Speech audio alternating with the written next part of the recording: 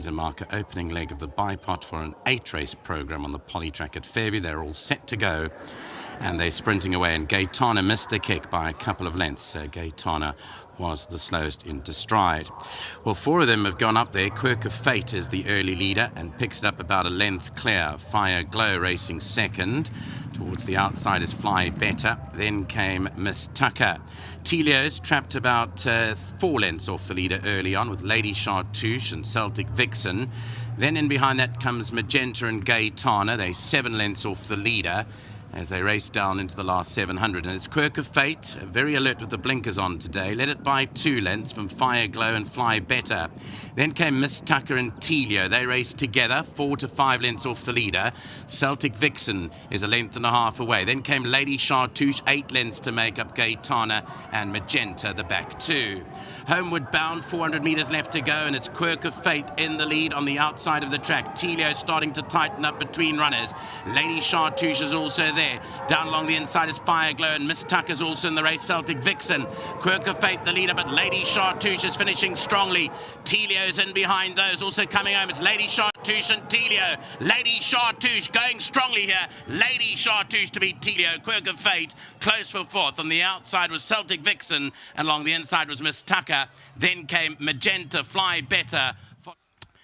Well, they had to quicken up to get to Quirk of Fate. At the top of the straight, Quirk of Fate held the advantage, but Lady Chartouche quickened up better than Telio, it has to be added. Richard Ferree, with that ever distinctive style, rather, that he rides with, that high action, and gets to the front. Lady Chartouche, he switched that stick over a couple of times over here to beat Muzieni on the favourite Telio. And if you back Lady Chartouche, it was a decent enough price, as you heard from Nadine prior to the race. Daughter Vercingetorix for the Griefs. This was bred by the Shively stud and is out of the mare Cashmere and Caviar. Lady Chartouche wins her maiden today in the first, beating home Telio, the first of our races at Fairview this afternoon.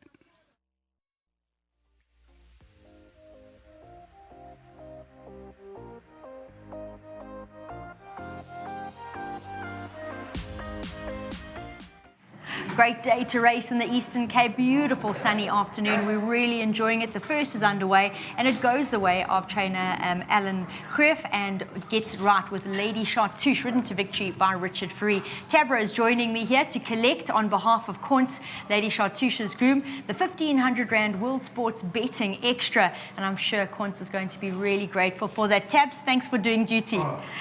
The big thank you there to Tabro, also, as you can see, a long-time member of the Alan Greef racing team. Richard stepping in to join me now. And Richard, this is the way you always want to start every race day. Well, I like to start like this and finish like this. Keep going. Exactly.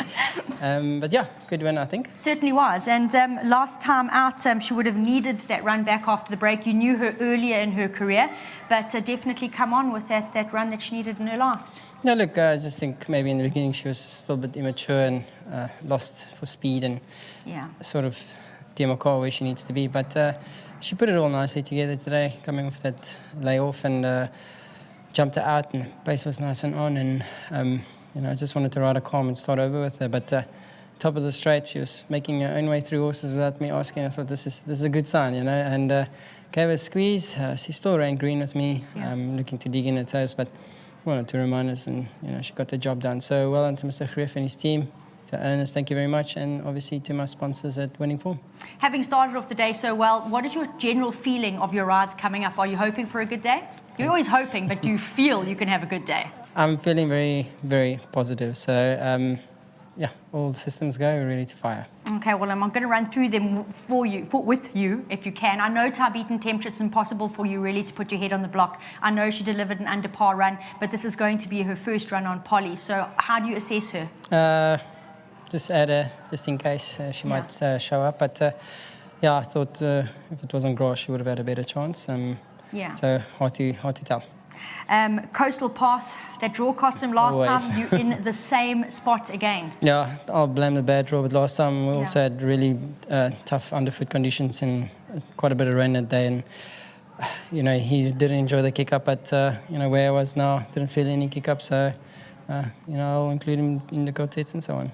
Lady Mystico, she was a comfortable winner last time, does take on stronger here, and the away horse has got some decent Joburg form. Yeah, look, I think it's probably one of my strongest rides on the day, and I'm fairly confident going into this race.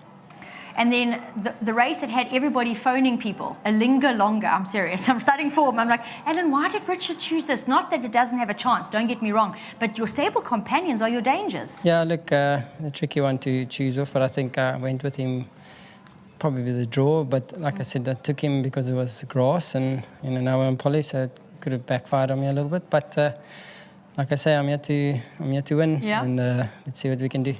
Can grazing in the grass make it career win number 11 and 4 on the trot?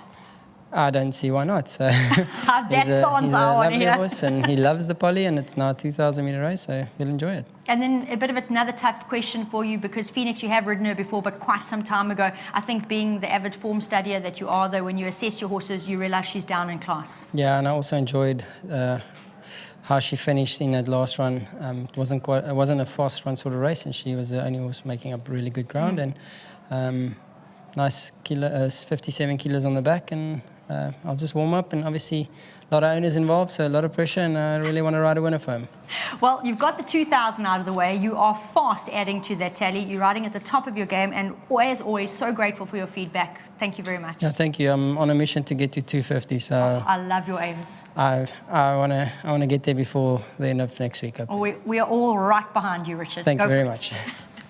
Richard, one of the jockeys in the lineup that always really gives us such valuable and appreciated feedback. He started off the day on a fantastic note, and I do think he has quite a bit to look forward to. Ellen, you've got the smile on your face because A, you've won the first race, which is a positive start. B, you get to collect both the winners, trainers and owners check. And there's a 15,000 Rand Racehorse Owners Association bonus. My gosh. Most exciting part of it.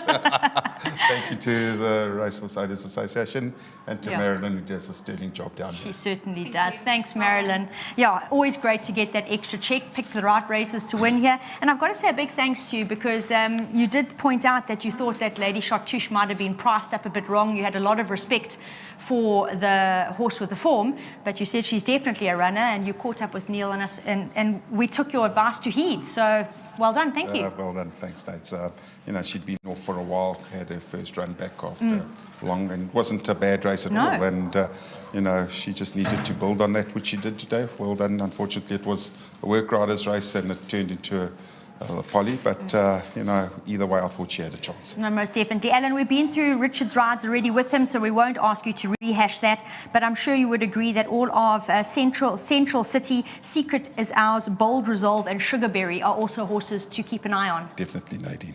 Brilliant. Alan, well done, and thanks very much. Nice and short and sweet from Alan, but we got the information from Richard, and it's always great to see him start off well and come and give us some fantastic feedback. Again, big thanks to him. I've just got to mention definitely Glennifer Greff in her absence, owning or leasing this alongside with Alan, Lady Chartouche. Big congrats to her. Does a lot of hard work behind the scenes, and I'm sure she's really happy to get to watch Lady Chartouche make her way into the winner's box. Good start to the day. We'll catch up with you shortly as we move on to the opening leg of the PA Race 2.